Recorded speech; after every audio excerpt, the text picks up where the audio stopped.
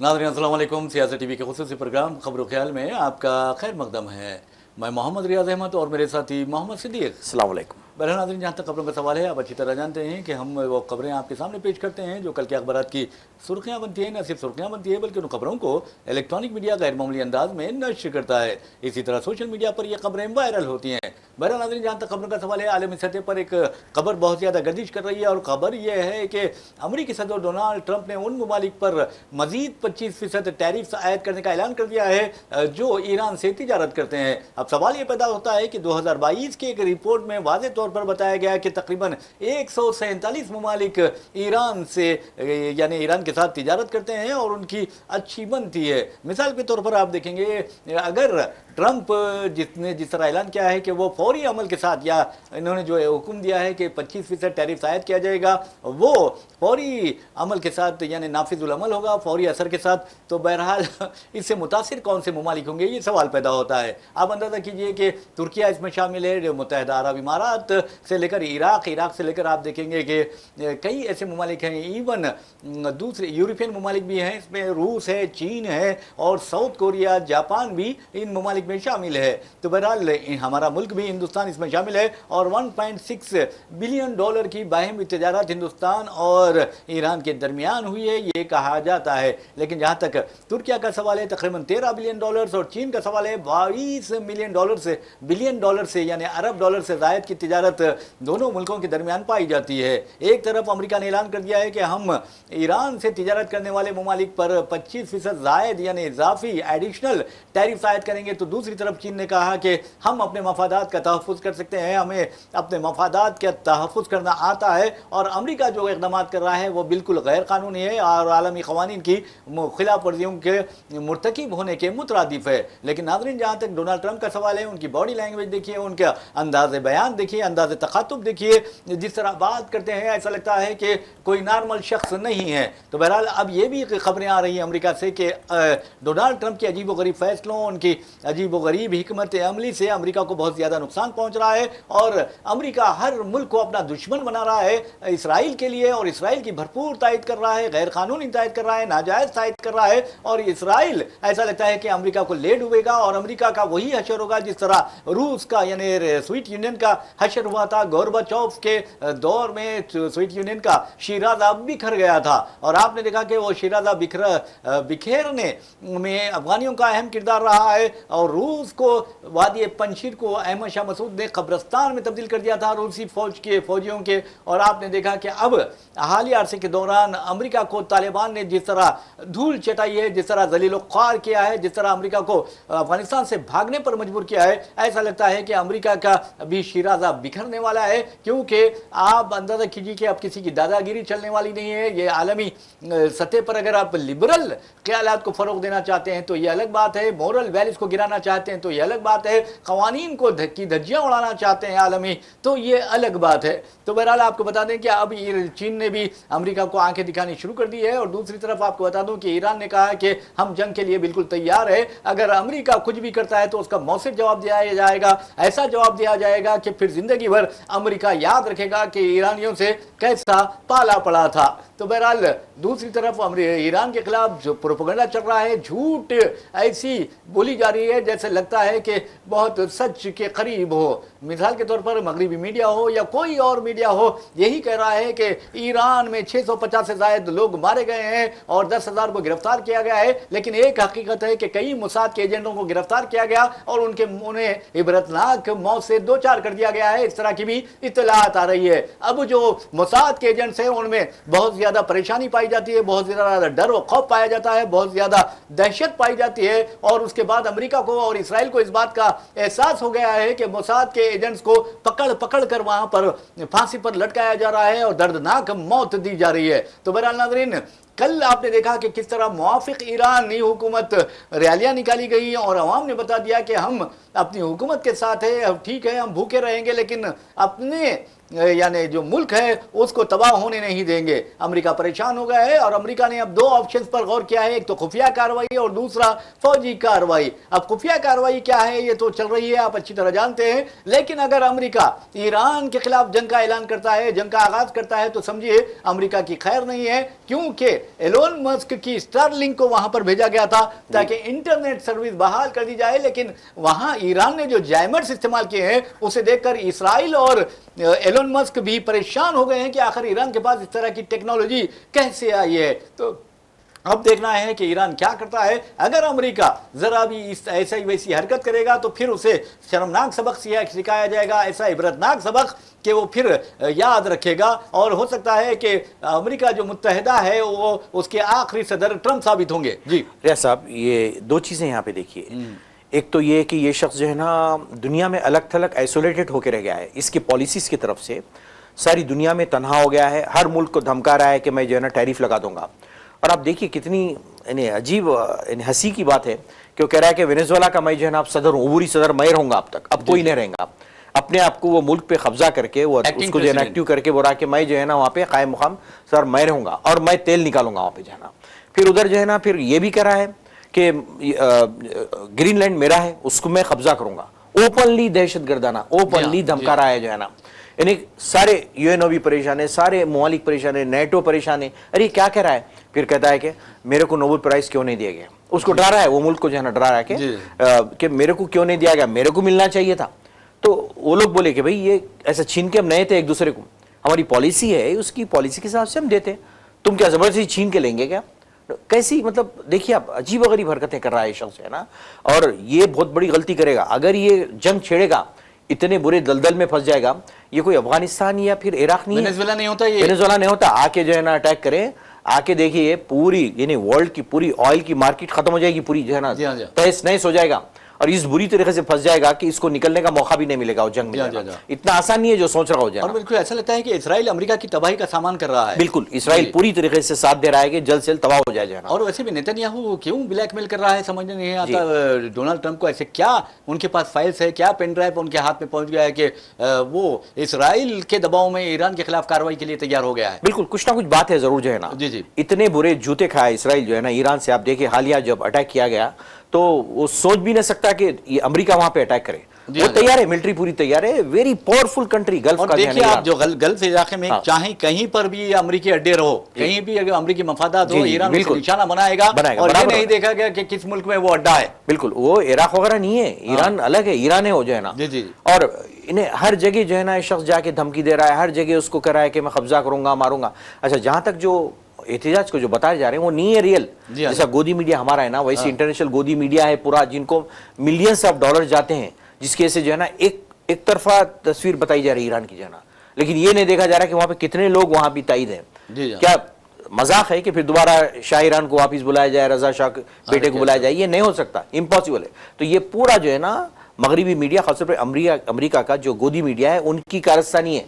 जिस आप एक देखेंगे एक लड़की जो है ना एक तस्वीर जला रही है खामनेई की, कुछ भी नहीं है, बेसलेस। वो कनाडा की तस्वीर है, वो लड़की 2 साल पहले की, 2 साल 4 साल पहले की, कुछ भी बेस नहीं है। तो इस किस्म के प्रोपेगेंडे हथियार ये लोग जो है ना यूज कर रहे हैं, जिससे साफ जाहिर है कि ये लोग वहां पे जो है ना बदअमनी फैलाना। लेकिन ईरान को मालूम है इनको जवाब कैसा देना चाहिए, वो बेहतर जानते हैं, बखूबी जानते हैं। और वैसे भी नाज़रीन आपको बता दूं कि डोनाल्ड ट्रंप ये कहते हैं कि मैं 8 जंगें रुकवाया हूं और अमन का पैगाम दुनिया को दिया हूं और इसलिए मुझे नोबेल का अमन इनाम दिया जाना चाहिए। मैं समझता हूं कि तबाही व बर्बादी का इनाम दिया जाना चाहिए। अगर वर्स्ट परफॉर्मिंग प्रेसिडेंट अगर का अवार्ड अगर मिलता है तो मैं समझता हूं कि डोनाल्ड ट्रंप को मिलना चाहिए। आपने देखा किस तरह एक शख्स जो 70,000 से ज़ायद फ़लस्तीनियों के कत्ल का जिम्मेदार हो, कि इसराइल के साथ शरीक हो, जुर्म हो, और मैं समझता हूं कि शरीक कातिल हो, यानी दोनों मिलकर आप देखेंगे कि बेगुनाह और बेकसूर नहते फ़लस्तीनियों का इन्होंने कत्लेआम किया, उनकी नस्ली तदहीर की। उसके लिए तो इनके खिलाफ फौजी कार्रवाई की जानी चाहिए और मुजरिमाना जंगी मुजरिमीन की हैसियत से इनका ताक़ुब किया जाना चाहिए, इनके कैद खानों में ढकेल देना चाहिए। लेकिन अफसोस की बात है ये अमन की बात करते हैं। आप अंदाजा कीजिए कि अगर आप अमन की बात करते तो फिर ये जो 70,000 फ़लस्तीनियों ने जामे शहादत नोश किया है, उनके शहादत का जिम्मेदार कौन है, उनके कत्ल का जिम्मेदार कौन है, उनका कातिल कौन है, डोनाल्ड ट्रंप को भी अच्छी तरह मालूम है कि इसका कातिल कौन है, और उनमें उनके हाथ भी खून से फलस्तीनियों के रंगे हुए हैं। एक शख्स जिसके हाथ फलस्तीनियों के, मासूम फलस्तीनियों के खून से रंगे हुए हैं, क्या वो अमन का इनाम, नोबेल इनाम का मुस्तहिक हो सकता है? हरगिज़ नहीं हो सकता। तो बहरहाल नाज़रीन, अब ये दो जो मुजरिमीन की तरह ये जिस तरह की कार्रवाई कर रहे हैं, नेतन्याहू को तो आलमी अदालत इंसाफ ने जंगी मुजरिम करार दिया है, वारंट गिरफ्तारी जारी किए गए हैं। जी बिल्कुल रियाज साहब, मेरे ख्याल से एक और एक कैटेगरी का नोबेल इनाम जो है ना, ये लोग को बनाना चाहिए। जी जी, दहशतगर्दी, आलमी दहशतगर्दी का एक देना चाहिए, उसमें पहला पर्सन ट्रंप को जो है ना उसमें देना चाहिए कि इसका पहला इनाम इसका काबिल होगा। और बताइए कितनी इन्हें बेहुदा किस्म की बात कर, आपको मालूम है कि ओबामा को क्यों दिए? हाँ। उसको देने का बजाय मेरे को क्यों नहीं मिला? छोटे बच्चे ऐसे बच्चे बातें करते हैं, बचकानी किस्म की जहनियत देखिए उस शख्स की कि किस तरह जो है ना लड़के वो मांग रहा है जो है ना, मैंने जंगें रुकाई, 8 जंगें रुकाई, मैंने वो करी। अरे आदमी, तू तो जो है ना तबाह बर्बाद कर दिया फलस्तीन को जो है ना, फलस्तीन को नहीं, अमेरिका को तबाह कर रहे हैं, वो बर्बाद करें। और अच्छा, ये दूसरी बात ये है कि उसको शर्म आना चाहिए, इम्पीच प्रेसिडेंट है, इम्पीचमेंट हुआ था, उसका मुआखजा उसको कैसा दिया जाता है ये बताइए आप जाना। लेकिन अमेरिकी अवाम पर अफसोस है कि किस तरह के सदर को वो मुंतखब करते हैं। अंदाजा कीजिए कि इस तरह का सदर अगर आलमी अमन के लिए नुकसान पहुंचाता है, ये मैं नहीं कर रहा हूं, आप देखिए खुद हिंदुस्तान का दुश्मनी कर रहे हैं। हिंदुस्तान तो अमेरिका का दोस्त, ट्रंप का दोस्त, उसके बावजूद भी हिंदुस्तान के साथ दुश्मनी। हिंदुस्तान को तो धमकी दी है कि 500% टैरिफ हम आयत करेंगे, तो ये इससे बढ़ गया और शर्म की बात क्या होती है? अपने दोस्तों में आप उसको मदद नहीं करते, आपका दोस्त है तो एक ही है, वो भी इसराइल। जी हाँ, और देखिए आप, और खास बात ये कि रिपब्लिकन्स सारे सदर हुए जो है ना तकरीबकार पूरे। जी जी, कोई ये लोग तामीरी काम नहीं की, हिस्ट्री उठा के देखिए आप, से ले लीजिए, कोई भी ले लीजिए, फिर भी डेमोक्रेट जो है ना फिर भी गनीमत हुआ करते थे, लेकिन ये तो सब में आगे चले गया शख्स जो है ना। जी जी, दहशतगर्दी सबसे आगे चले जाएगा। वैसे भी नाज़रीन, आपको बता दूं कि ये 3 साल अभी बाकी है, हो सकता है इसकी मियाद पूरी हो या ना हो, क्योंकि हालात तो बहुत खराब दिखाई देते हैं, और खुद अमेरिकी मैं समझता हूं कि इसे ठिकाने लगा सकते हैं। बिल्कुल हो सकता, कुछ भी हो सकता है। अरे बेचारे शरीफ लोगों को तुम लोग जो है ना मार दिए जो है ना, इसको खुला छोड़ दिए इम्पीचमेंट करके, फिर उसको दोबारा टिकट दिया गया। बताइए मतलब कहाँ इंसाफ है, कहाँ का इंसाफ है? मेरे समझ से बाहर है, लोगों को अकल नहीं है जो है ना। अजी हद तो ये है, इसराइल की जो तरह तायद कर रहा है ये शख्स, मैं समझता हूँ कि जिस तरह गजा का खसा ये नेतन्याहू है, उसी तरह जिम्मेदार ये फलस्तीनियों के कत्ल का जिम्मेदार ट्रंप भी है। उनके खिलाफ भी कार्रवाई की जानी चाहिए। और मैं समझता हूँ कि जिस अंदाज में, मिसाल के तौर पर आपको बता दूं, सीज फायर हुई, जंग बंदी हुई है 2025 में, उसके बाद जंग बंदी के बावजूद इसराइल जिस तरह दरिंदगी का मुजाहरा करता है, 2500 फलस्तीनियों के मकानात को जमीन दोस्त कर देता है, तो उसके लिए कौन जिम्मेदार है? क्या ट्रंप की ताईद हिमायत जिम्मेदार नहीं है? और अब तो यह है कि ट्रंप का नाम डोनाल्ड ट्रंप की बजाय टैरिफ ट्रंप रख देना चाहिए। बिल्कुल, हर जगह टैरिफ जो है ना, बात करें कि 25%, 500 लगाते जाओ टैरिफ लगाते जाओ। यकीन मानो अमेरिकी मसनूआत का अगर हिंदुस्तानी बाइकाट करेंगे, ये जो दरिंदे हैं, फिरकापास दरिंदे जो ट्रंप की मंदिरें बना रहे थे, ट्रंप के लिए नमस्ते तेलंगाना का एहतमाम कर रहे थे, आपकी बात ट्रंप सरकार की बातें कर रहे थे, इन दरिंदों को अंदाजा नहीं है कि क्या होने वाला है।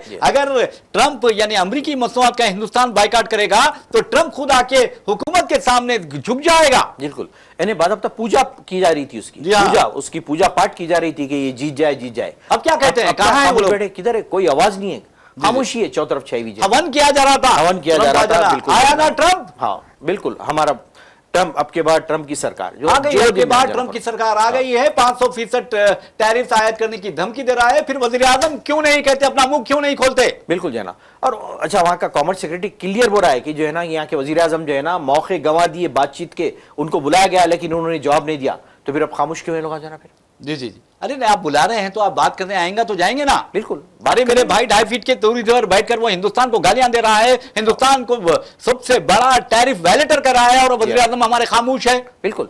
और अच्छा देखिए आप पाकिस्तान कैसी जो है ना उसको तारीफ करते करते वो पाकिस्तान की पॉलिसी, वो खुश हो गया जो है ना, अरे कितने बेहतरीन है रूलर्स पाकिस्तान के, पाकिस्तान को कह रहा है कि जो है ना कि अरे ये तो बहुत जबरदस्त। पाकिस्तान वाले समझ गए हैं कि ये कितना बेचारा होशियार आदमी है, बहुत अक्लमंद आदमी है, कितनी अक्लमंद है उसके साथ। नहीं, इनको तो पहले नोबेल प्राइज देना चाहिए बोलते। वो बहुत खुश हो गया, बोला ये तो बहुत बेहतरीन सदर है, चीफ ऑफ स्टाफ जो पाकिस्तान के।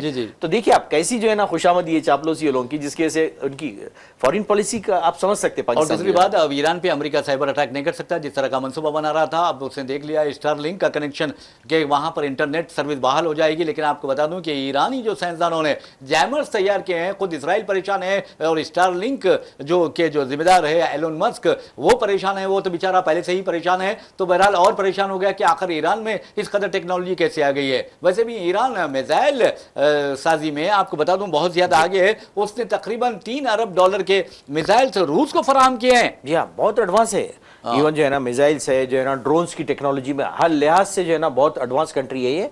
और ये ट्रम्प जो है ना उसके पैर पड़ा जाके, एलन मस्क तुम जरा थोड़ा हेल्प करो ना इसके लिए जाके, जो है ना देखिए आप पहले गालियां दे रहा था, फिर उसको दूर कर दिया, लात मार दिया उसको, अब बोला कि नहीं तुम हेल्प करो जरा थोड़ा सा हमारे को साइबर अटैक के लिए जो है ना कुछ। जी जी जी। और एक याद रखिए नाज़रीन, जहाँ तक ईरान का सवाल है, ईरान ने वाजे कर दिया है, ईरान के वज़ीर ख़ारजा अब्बास इराक़ची ने वाजे किया है कि हम जंग के लिए तैयार हैं, जो करते कर लो, हम देख लेंगे। वैसे भी आपको बता दूं कि कल जिस तरह के रैलियाँ निकाली गई हैं ईरान में, मौफ़िक़ हुकूमत, आप अंदाज़ा कीजिए कि वहाँ पर अमेरिका मुर्दाबाद, डेथ टू अमेरिका के नारे लगाए जा रहे थे। ये नहीं बताया जा रहा। देखिए आप खासतौर पर देखिए मीडिया में, हालांकि इतनी इंपॉर्टेंट न्यूज़ है, कोई मीडिया में नहीं है न्यूज़ इंडिया के, आप देखेंगे, गौर करेंगे इसको। और दूसरी बात है, आप पाबंदियां जो आयद कर रहे हैं ईरान पर, पाबंदियां ईरान के जो ममालिक हैं तिजारत कर रहे हैं उन पर पाबंदियां आप आयद कर रहे हैं। अरे मेरे भाई, पाबंदियों का कि हर मसले का हल पाबंदी नहीं होता, हर मसले का हल तशद्दुद नहीं होता, हर मसले का हल हमला नहीं होता। आप इसराइल के चक्कर में आके अमेरिका को तबाह कर रहे हैं। जिस तरह गोरबाचोव के जमाने में सोवियत यूनियन बिखर गया था, हो सकता है कि अमेरिका भी बिखर जाए, हो सकता है वक्त आ जाए उसका, जना ऐसा महसूस हो रहा है। क्योंकि इसराइल तो बड़ा खुश होता है जब कोई भी कंट्री तबाह बर्बाद करते। अब अगर देखेंगे हिस्ट्री उठा के, हिटलर की जमाने में हिटलर क्यों मारा? क्योंकि वो जर्मन को तबाह कर दिए थे लोग, जो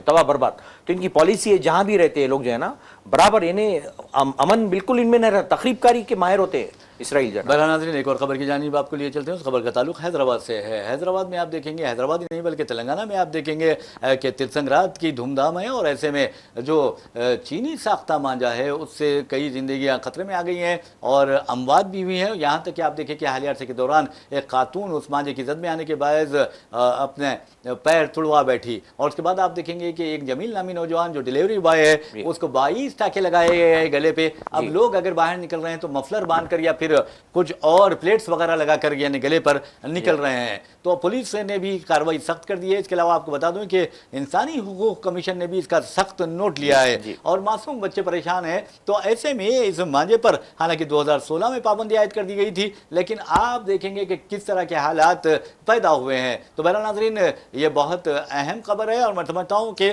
सेफ्टी और सिक्योरिटी होती जो इंसान शहरियों की होती है उसे सबसे ज़्यादा अहमियत दी जानी चाहिए। ये नहीं कहना चाहिए कि हमारे नौजवानों के सीनों में नफरत की आग भड़काई जारी रखा जाए, अरे इंतकाम की आग, ये अजीब गरीब बातें होती हैं। तो बहरहाल हम उस पर भी आएंगे, लेकिन आपको बताएंगे हैदराबाद पुलिस जा बजा ये तलाशी भी ले रही है। बिल्कुल साहब, आप तो मांझे की बात की है, चाइनीज मांझे की, जरा ये तो बताइए कश्मीर में भी दाखिल होगी, दाखिला हो चुका है चाइना का जो है ना, उसके बारे में बोलिए आप जो है ना। जी हाँ, ये कुछ जो एरिया जो है पश्चिम आज उसने कह दिया है। हाँ। चीन के जो तर्जुमान है उसने वाज़ेह तौर पर कहा है कि जो हमारे इलाके हैं हम चाहे वहाँ कुछ भी कर सकते हैं, जबकि हिंदुस्तान के राय दरअंदाजी। हमारे वज़ीर आज़म कहते हैं 1 इंच जमीन पर भी चीन ने दरअंदाजी नहीं की, तो फिर ये क्या है? जी हाँ, कश्मीर तक तो नहीं था एक्सेस, अब कश्मीर की तरफ भी आ गया है। कश्मीर जो है ना बारे में जी हाँ बिल्कुल, जो है वो एरिया है, बाद अब फोटोज है उसके, उन्हें बोला कि ये तो हम इसको मुस्तकिल हमारा एरिया कह रहा है और आप कुछ नहीं कर सकते कह रहा है वो। बिल्कुल, और हमारे वज़ीर आज़म कहते हैं कि 1 इंच जमीन पर भी किसी ने नजरअंदाजी नहीं की। जी हाँ, 1 इंच, फिर 56 इंच का सीना भी है जो है ना। फिर तो बहरहाल मैं समझता हूँ कि इस तरह की हरकतें जो है, मैं समझता हूँ फौज हमारी बहुत अच्छी है जी। आप देखिए वरना पाकिस्तान का क्या हाल है, वहां पर मजहबी जुनून पसंदी का नतीजे में क्या हालात हो गए। हमारे पास भी मजहबी जुनून पसंदी इंतहा को पहुंच गई है और ये जो लोग हैं ये तबाही बर्बादी लाएंगे मुल्क के लिए। जहां भी ये जुनून पसंदी मजहबी आ जाती है ना, तो वहां वो तबाह बर्बाद होकर रहता है मुल्क जो है ना। हाँ। क्योंकि यहाँ पे जो है ना इन सारे जो लोग हैं इस किस्म के एक्सट्रीमिस्ट के, इनको खुला छोड़ दिया गया है, इनके ऊपर कोई पाबंदी नहीं है, बस जो दिल में आया कर रहे हैं, मॉब लिंचिंग, जिसको मार दे रहे हैं। अच्छा, मॉब लिंचिंग भी आप देख रहे हैं इस्लाम मुसलमानों के तक नहीं है, अदर रीजन्स के लोग भी मॉब लिंचिंग कर दे रहे हैं लोग जो है ना। जी जी, जो आप देखेंगे ना देहरादून में मारे लड़के को जो मारे त्रिपुरा का जो है ना, तो बताइए मॉब लिंचिंग हर एक की शुरू कर दिए लोग जो है ना, जिस पे शक आ जाए खत्म मॉब लिंचिंग हो रही है ना। हर एक को बंगाली बोल के मार दे रहे हैं, उसको बांग्लादेशी बोल के जो है ना। तो ये जो है ना रुकने वाला नहीं है, क्योंकि अदालतें सख्त नहीं है, अदालतें बिल्कुल कोई कॉन्क्रीट एक्शन नहीं ले रही हैं। खामोश बैठ के तमाशा देख रहे हैं, जिसके से ये चीजें बढ़ती जा रही है ना। और मैं समझता हूँ कि मुल्क की तबाही की जिम्मेदारी जब ली जाएगी या बोली जाएगी कि किसने तबाह किया है, तो इसमें मीडिया का सबसे अहम किरदार होगा, अदालतों का होगा, अदालतों की खामोशी का होगा, क्योंकि हिंदुस्तान किस कदर तबाही बर्बादी की तरफ जा रहा है ये देखना चाहिए। अरे मेरे भाई, हमेशा हिंदू मुस्लिम मंदिर मस्जिद कब तक करते रहोगे? तालीम के बारे में बात करो, रोजगार के बारे में बात करो, नौकरियों के बारे में बात करो, महंगाई पर काबू पाने के बारे में बात करो, और नए नए इनोवेशंस जो होते हैं, इख्तिराई सलाहियतों की बात करो, और आप देखेंगे कि दरियाफ्तों के बारे में बात करो, इजादात के बारे में बात करो, ये अच्छा होगा। अब देखिए PSLV नाकाम हो गया है, 16 सैटेलाइट्स यानी महरूम हो गए हैं, यानी लापता है। अखराजात कितने होंगे अंदाजा लगाइए, कितना बजट होगा, इंटरनेशनल लेवल पर हमारा इमेज क्या होगा? बिल्कुल बहुत बुरी बात है जो है ना, इतने फखर से हम जो है ना दागते हैं और जाके जो है ना नाकाम हो जाता है, तो सेंटी जिम्मेदार है, कितना बजट उसका होगा अंदाजा लगाइए जो है ना। और अंदाजा कीजिए, राहुल गांधी ने कहा था कि पनौती की वजह से ये हो रहा है। जी हाँ, और मतलब लेकिन हम पनौती के इस तरह के मामलात में जाते नहीं। कौन मनुष्य है? अगर वही होता है जो मंजूर खुदा होता है, हमारे पास ये पनौती चनौती ये नहीं होता। We don't believe such thing. हम ये चीजों में सुपरस्टिशन में यकीन नहीं रखते हम, बिल्कुल जो है ना चीजों में हमको कोई यकीन नहीं है। फला पनौती है, फला जनूती है, फला चनूती है, ये कुछ नहीं है। और अब अल्लाह ताला जो चाहता है वो होता है। यानी आप तरक्की के बजाय आप जा रहे हैं मस्जिदों के नीचे मंदिरों को तलाश करें। हाँ। अरे अकल मारेगी तुम लोगों की, अरे क्या करना है, तुम लोग कर क्या रहे हैं जो है ना। अरे यार, गरीब लोगों को कत्ल कर रहे हो तुम, तुम्हारे के एहसास होना चाहिए कि देखो उसके बीवी हैं, बच्चे हैं, माँ बाप है, तुम एक इंसानियत तुम में मर गई है क्या? कोई मजहब तालीम देता है क्या ये तशद्दुद की? कहीं भी नहीं है, कोई मजहब में नहीं है कि इस तरीके से जो है ना तशद्दुद बर्पा करें। इनोसेंट लोगों को मार दिए, फैमिली वाले हैं बेचारे बेखुसूर लोगों को जो है ना मार दे रहे हैं, पीट पीट के खत्म कर दे रहे हैं। क्या है बताइए जो है ना, कहाँ है फिर अदालतें, कहाँ है जो है ना? रेपिस्ट को आप जो है ना बेल देते, छोड़ देते। उमर खालिद ये लोग कब से पड़े हुए हैं? 6 साल हो गए साहब, 6 साल हो गए। जबकि आप जो है ना दूसरे को आप उसको देते, कितने बार उसको जो है ना बेल मिली है, देखिए आप उसको जो है ना। गुरमीत राम रहीम को कितने दफा मिली? 40 मरतबा जो है ना पैरोल पर। सोचिए आप जो है ना, उसको मिल जाती है पैरोल जो है ना, लेकिन ये बेचारे बेकसूर है। तो सुप्रीम कोर्ट क्या अदालतें नहीं देख रही हैं कि ये अदालतें अंधी गूंगी और बहरी हो गई है? बिल्कुल जो है ना, ये जो है ना किसी के दबाव में काम कर रही है साहब, अदरवाइज लोग नहीं कर सकते। इनको एहसास नहीं हो रहा कि दुनिया इन्हें देख रही है, इनकी खामोशी को, इनकी बेहिसी को, इनकी बेबसी को देख रही है दुनिया। बिल्कुल जो है ना। और आप देखिए SIR का मामला लीजिए, क्या है, अदालत क्या करे बताइए? कितनी जो है ना इसमें खामियां हैं, कितनी धांधलियां की जा रही है SIR के नाम पे, आप बताइए। इलेक्शन कमीशन की जानिब से अजय भाई, साबिक जो एडमायरल है, बहरिया के सरबराह है, उनको नोटिस दिए है इलेक्शन कमीशन ने कि आओ अपनी शहरियत साबित करो। अरे इनको शर्म आनी चाहिए। मैं समझता हूं कि इनको अपनी शहरियत साबित करनी चाहिए। बिल्कुल, इनके पास कहां डॉक्यूमेंट? पूछिए आप। परमवीर चक्र अवार्ड याफ्ता है वो, उसकी 1971 की बात कर रहा हूं मैं आपको। उसकी नेशनलिटी को चैलेंज कर रहे थे। कितनी शर्म की बात है, अफसोस की बात है। देखिए आप जो है ना, तो ऐसा अगर करते रहेंगे, कहां से मुल्क तरक्की करेगा? कहां आप जॉब्स देंगे लोगों को? कहां महंगाई कंट्रोल करेंगे? कुछ भी नहीं है। अब बजट सामने फिर तैयार है, बजट तैयार पेश करने के लिए तैयार है। क्या है बताइए बजट का जो है ना? नहीं बताएंगे, अल्फाज का जो डिजिट्स है, नंबर्स है, उसका उलटफेर करेंगे, बता देंगे लोगों को खुश करने के लिए। देखो ऐसा हम ये करने जा रहे हैं, ये करने, हालांकि कुछ भी नहीं करेंगे लोग, मालूम जो है ना मेरे को जाना। अरे हालत ये हो गई, गोबर और गाय के गोबर और आपके अंदाजा कीजिए कि पेशाब से ये कैंसर का इलाज करने वाले हैं। मध्य प्रदेश में स्कैम हुआ है भाई, स्कैंडल हुआ है। तकरीबन 1.7 करोड़ का हेराफेरी की गई है, 3.5 करोड़ की हेराफेरी की गई, ये कहा जा रहा है। अरे मेरे भाई, अरे गोबर ये कहा जाए, हैदराबादी लहजे में कहा जाता है, अगर वो बेवकूफ काम करता है या गैर दानिशमंदाना इक़दाम करता है, पागलपन का शिकार हो जाता है, तो कहता है कि क्या कहा जाता है कि क्या ये गोबर खा रहा है?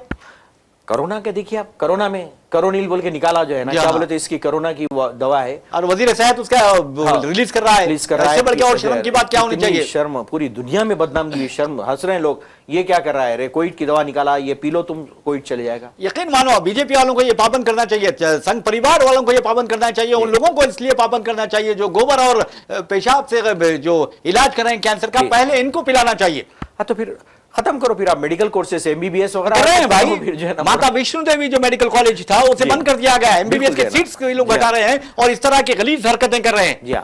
अरे गोबर में यकीन मानिए सिद्दीक साहब, इस कदर खतरनाक बैक्टीरिया होते हैं, E. coli वगैरह से बैक्टीरिया, सीवियर इन्फेक्शन होता है।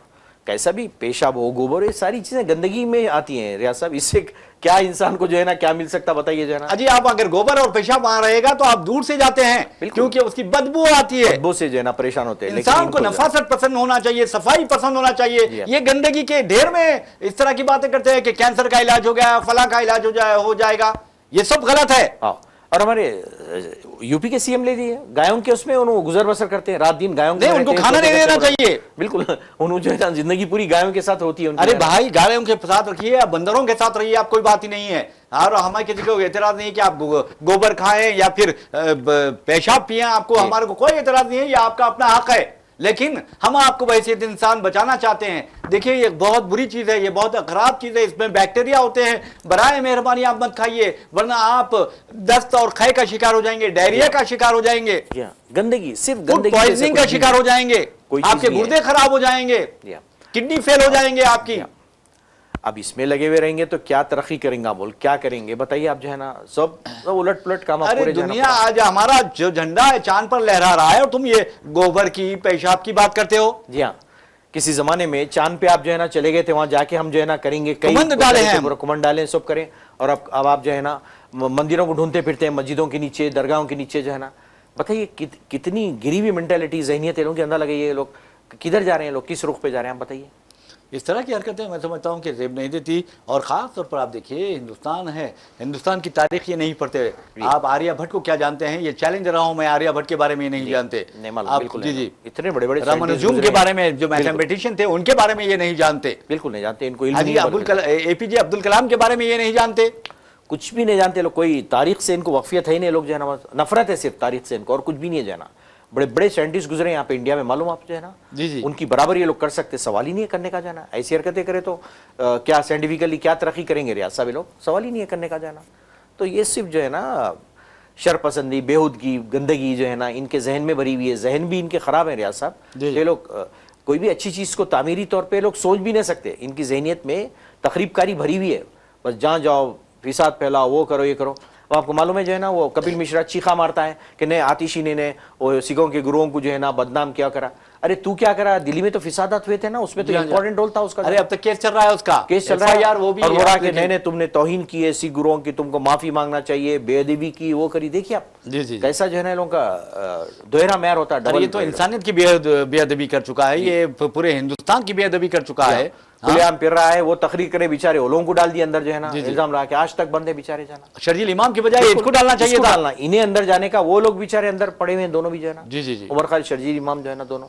तो ये जो है ना इनका दोहरा म्यार है, जिससे इनको ले डूबेगा, इनकी हुकूमत भी जाएगी, सब चलेगा इनका जो है ना, गुरूर पूरा खाक में मिल जाएगा। रे सब इनका नहीं करना चाहिए एक टाइम। अरे अब उत्तर प्रदेश की बात कीजिए, उत्तर प्रदेश में आप देखिए कि क्या हो रहा है। उत्तर प्रदेश के हालात इस कदर भयानक है कि औरतों को पुलिस स्टेशन में मारा जा रहा है। जी हाँ बिल्कुल जो है ना, बुरे इतने वाकयात, अजीब अजीब किस्म के वाकयात, पुलिस स्टेशन में गोली मार रहा है, लॉ एंड ऑर्डर अंदाजा लगाइए आप वहाँ का, उत्तर प्रदेश का जो है ना। जी जी, फिर कैसी बड़े बड़े शक्ति की बात करते हैं, कैसी जो वो कर दूंगा, मैं वो कर दूंगा, उसको मार दूंगा, उसको ये कर दूंगा, बस खाली कुछ भी नहीं, तरक्की की बात कुछ भी नहीं है जनाब। अरे हद तो ये है, दरिंदों को, जैसा आप जगदीप सेंगर है, उस दरिंदे को आप देखेंगे कि किस तरह जमानत हाईकोर्ट देती है, उबरी जमानत मंजूर करती है। बिल्कुल। अरे शर्म आनी चाहिए। एक लड़की का इज्तिमाई इस्मत रेजी का वो मुजरिम है, उसके बाप के कत्ल के सिलसिले में उसके खिलाफ मुकदमा है, उसे सजाए उम्र कैद सुनाई गई है, और इस कदर संगीन इल्जाम उस पर आयद है कि अगर वो बाहर जाएगा तो फिर उस मुतासिरा लड़की का कत्ल कर देगा। लेकिन उसे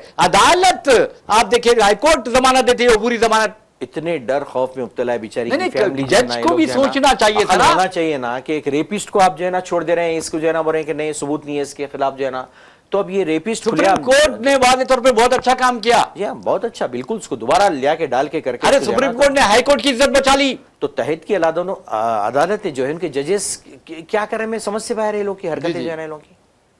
बहरहाल एक अच्छी खबर है, मैं समझता हूं कि उन माँ बाप के लिए जिनकी औलाद नाफरमान है। आपको बता दूं कि कल ही चीफ मिनिस्टर रेवंत रेड्डी ने बहुत अच्छा ऐलान किया, और वह ऐलान ये था कि अगर जो सरकारी मुलाजिमीन हैं वो अपने माँ बाप की देखभाल नहीं करते, उनका ख्याल नहीं रखते, उन्हें नज़रअंदाज करते हैं, उनके साथ बुरा सलूक रवा रखते हैं, तो फिर समझिए कि उनकी तनख्वाह में से 10% जो हिस्सा है वो मिनहा करके यानी काट कर उन माँ बाप को दे दिया जाएगा। ये बहुत अच्छा कदम है, और मैं समझता हूँ कि अब जो नाफरमान औलाद है वो अपने माँ बाप की चापलूसी करने लगेगी, उनकी खिदमत के लिए कोशिश करेगी। तो बहरहाल यकीन मानिए कि अक्सर खवातीन के बारे में कहा जाता है कि वो अपनी सास जो होते हैं उनके साथ उनका रवैया बहुत बुरा होता है, लेकिन कई ऐसे हैं जो अपनी सास को अपनी माँ समझते हैं। तो माँ समझना क्या बुराई है, मैं समझ, बताइए आप। अगर आपके समाज के एग्जाम्पल देखना है, ओल्ड एज होम चले किसी, आपको पता चलेगा कि कितने लावारिस माँ बाप पड़े हुए हैं उनकी औलाद होते हुए, जी जी रो रहे हो लोग जो है ना, रो रो के बयान करें कैसे हमको यहाँ पे दाल के चढ़े, तो ऐसे लोगों के लिए बेहतरीन स्कीम है ये बहुत जो है ना।